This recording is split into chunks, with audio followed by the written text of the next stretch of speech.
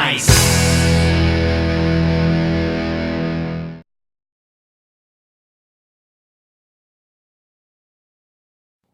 Greetings YouTubers, Grimmy Dragon here with another video review, and today we are taking a look at a Transformers Collectors Club and G.I. Joe Collectors Club crossover figure, and that would be Marissa Fairborn with Afterbreaker. For those who might not know, Marissa Fairborn was a character from the third season of Transformers G1. The daughter of G.I. Joe characters Flint and Lady J. She played a part in about 3 or 4 episodes of the G1 series, including Money is Everything, The Killing Jar, and of course a part of the 5 Faces of Darkness. Being a space officer with the Earth Defense Force, she's usually the liaison between Earth and the Autobots, and pretty much does a good job of it. But recently has made a resurgence in the IDW series as part of their Earth Defense Force, now the liaison between the Earth and the Decepticons. Odd, but it's working out okay. I'm just glad we finally get a figure for her. It's been a long time coming. Now, naturally, being a club figure, the first thought is repaint, right? Sorta. Marissa is actually a mishmash of various Joe parts to closely replicate the EDC uniform as much as they can. And they did a pretty good job of it.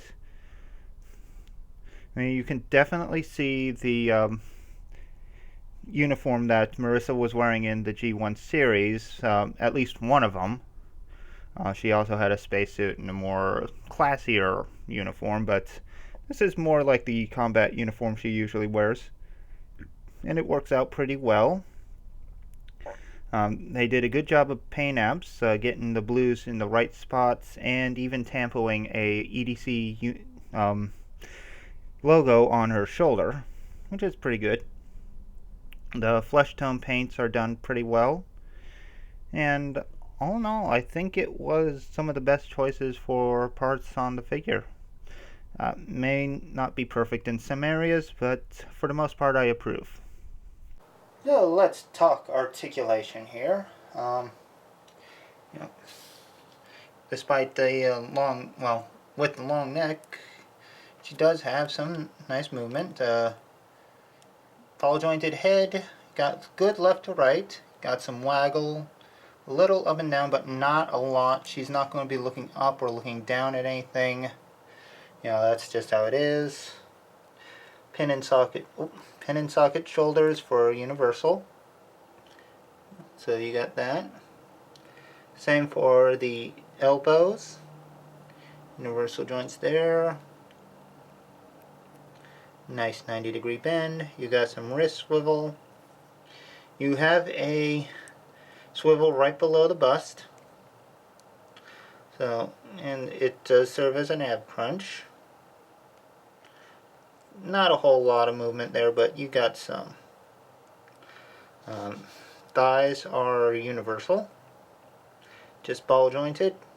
Forward, back, in and out. No thigh swivel. Which is sad, but it's okay. Double jointed knee, and ankle forward back, swivel left and right. Plenty of movement there. So she does have a good range of motion, and she stands pretty well. If I can just get her. So she can stand, hold her balance. It works pretty good. And if you're having trouble, she does have this. As far as negatives go, I only really have 2. One big, one small. The real big one is the neck. I don't know what torso piece this figure uses, but the neck on it is a bit too long for the head. it kind of gives her a giraffe neck. I hate to say it, but yeah, I mean, it's about twice as long as it should be, and it really does get distracting. Um, and you can even tell by the way the hair's sculpted, it's designed to set a little lower than it is. Unfortunately, it's a gripe that I really have a problem with. In fact, it's the only major problem I have with this figure. There is a small matter of the hair kind of interfering with the jetpack that she's included with, or is included with her, depending on how you want to look at that. But it can get in the way of that pegging in, and if the problem I had was corrected, it would be even a bigger problem. But, you know, for the most part, it's a good figure, but that neck does bother me. Now, Marissa does have 3 accessories to work with. A small pistol that can fit in either hand. Fits better in her right hand, although it's not the tightest grip. You can get it in there good, but it can fall out from time to time if you're not careful with it. She also has a jetpack, pretty similar to what she used in 5 Faces of Darkness, which works out pretty well. Has a gun attached to it that she can hold in her left hand, and it actually works better in that one. So dual wielding is quite easy with this. Although the bigger gun goes in her left and the smaller one goes in her right, it's a little weird. Still, it works out. You know, it would have been better if she had a space uniform for the jetpack instead of the regular standard uniform, but you know, that's just a minor nitpick on my part. I really didn't even notice till I went back looking at images, so it's not a big deal. The last accessory she comes with is a pretty important one. It's a display stand. It's just your standard G.I. Joe stand, has the G.I. Joe logo on it, and has her name on it. So, you know, it's a nice little callback to how she's supposed to be a crossover character from G.I. Joe to Transformers. Because, like I said before, she is the daughter of 2 G.I. Joe characters. You know, a lot of people might be upset that it's a G.I. Joe logo, not an Autobot symbol or an EDC logo, but come on. You really think they're going to remold a stand for a one-off figure? So let's get down to some comparisons here. First off, why don't we get her with her mom and dad, Flint and Lady J? And as you can see, she goes pretty well with them. A little bit taller than Lady J due to that elongated neck, but still, she looks pretty good with the parents. Next up, well, let's get her with some classics figures, because I'm sure a lot of us are going to display them with those. As you can see, she's a little bit big for your classics Transformers. You know, I got her with the Season 3 cast, most of it at least, but she's obviously bigger than Wheelie. But, you know, can't really expect scale from 3 3/4 inch figure to your standard classics Transformers. You know, it's just not going to happen. But she does go pretty well with the Masterpiece stuff. Again, a little bit out of scale. But she does look pretty good with them, especially if you want to display her with Soundwave and Thundercracker, who she talks to a lot in the IDW series, so it does make some sense. But while it's still a little bit out of scale, it does fit better, in my opinion. And yet, I'm still going to put her with my classics. I can't deny it. That's where I want her, that's where I'm going to put her, and I'm fine with it being a little out of scale just to get the display out there. Now, Afterbreaker, better known as Afterburner, is a repaint of the Wheel Blast bike from the Rise of Cobra series. This is pretty reminiscent of the San Diego Comic-Con exclusives, where various Joe vehicles were repainted into Transformer colors to be non-transforming versions of those characters. I guess it was to promote an alliance between G.I. Joe and Transformers, which I worked for that series, but I'm not sure if it was really needed for this one. I'll get into that later, but obviously this little bike does not transform. It's just a Joe vehicle in Transformer colors, but it's well painted and looks pretty good.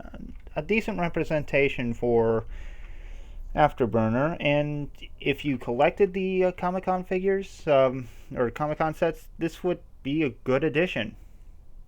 I don't, so it's unfortunate, but hey. The paint apps are done very well. You got various shades of beige with a nice metallic sheen, blacks and silvers on an orange shell. Oddly enough, only one hubcap or one spoke is actually painted,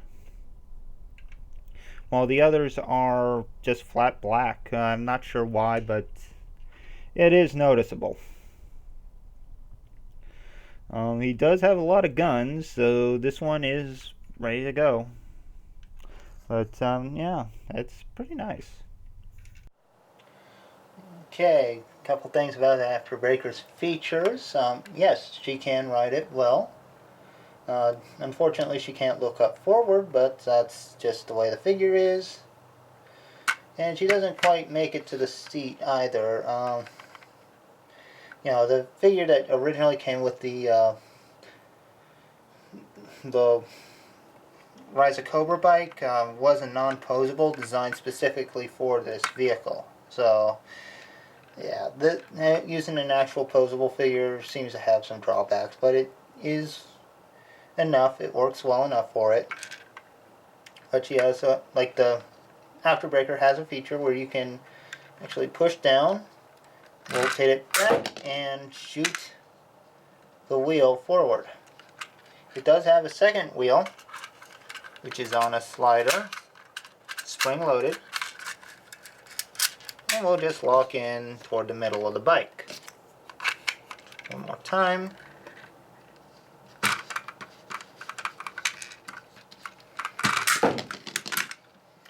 Yeah. Well, tough to get it to fire, but it does work. That's an action feature. I'm not going to say too much more than that. It's a gimmick, and it doesn't intrude or anything. So, yeah, we're good. I really can't help but to question why they decided to go for a non-transforming bike for Afterbreaker instead of using a deluxe motorcycle transformer. Most of them work really well with 3 3/4 inch figures. RC, animated prow, animated oil slick, who's probably not shown here, but various movie formers actually work well with this figure. So there are plenty of options for motorcycle transformers to work with Fairborn. I'm not sure exactly why they went with a non-transforming one. I can only hope this means that we're going to get an Afterburner in the Combiner Wars line, since we are getting Scattershot. Well, Fairborn has her flaws. She's definitely a figure worth having on the classic shelf. The elongated neck is a little bothersome, but not a deal breaker. And, this is a figure that's been a long time coming. So, that's a good thing. As far as Afterbreaker goes, I really would have wished, well, I really do wish that we got a fully transformable version. I mean, face it, This guy would look so good in Afterburner colors, and his vehicle mode works perfectly with Fairborn. But hopefully, I'm really hoping, fingers crossed, that this means we are going to get a full set of Technobots. I don't know for certain, but I am really hoping so. But anyway, that does it for Marissa Fairborn. Next week, pretty much the Monday after Christmas, I'm not going to be having an update. This week is going to be very hectic, so I'm not going to have time to do any videos. Sorry guys, but, you know, I'll see you like the week after, like the Monday after New Year's. So, not a bad way to end the year, I think. But anyway, first review of 2016 will be of Battlecore Optimus Prime, or Nova Prime, if you want. So, I look forward to seeing you then. In the meantime, please leave a like, leave a comment, subscribe, and I will see you next time. So take goodbye out there, and happy holidays, whatever you are.